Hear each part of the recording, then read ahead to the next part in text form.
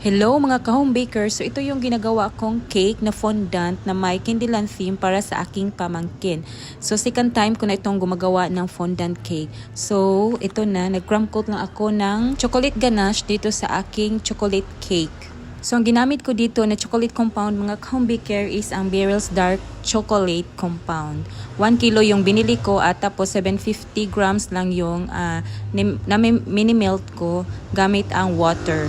So ito yung water ganache ko na ginagawa. Kapag 3 patong na talaga yung cake na ginagawa ko is naglalagay talaga ako ng dowel para maiwasan natin na masisira yung cake, lalong-lalo na kapag ipibiyahe pa sa malayo ang cake na ino-order sa atin. Sa paggawa talaga ng fondant mga home baker no, is ito talaga yung pinaka-crucial para sa akin ang pag-crumb coat ng cake. Kasi hindi ko alam kung titigas ba itong chocolate ganache na ginagawa ko. At isa pa is yung cake talaga is minsan sasama pa sa or didikit pa sa chocolate at nahirapan akong magpapakinis talaga mga home bakers. At napansin nyo din ba na medyo takilid yung cake? Pero okay lang kasi carry naman. Pero manipis lang yung chocolate ganache na kinakram coat ko dito sa cake.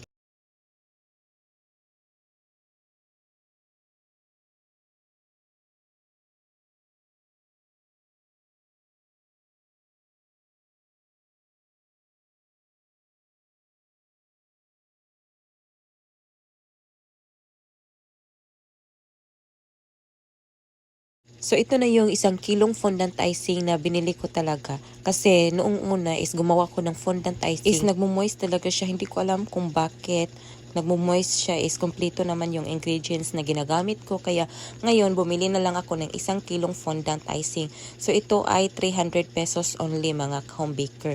So mamasahin lang natin ng todo-todo para mawala ang pagkatigas niya at ma-stretch na natin siya. Sana po manood kayo hanggang huli sa paggawa ko nitong fondant cake ko na may theme na Candyland. At please comment down below mga mommies kung nagustuhan nyo ba yung cake na ginagawa ko. Thank you!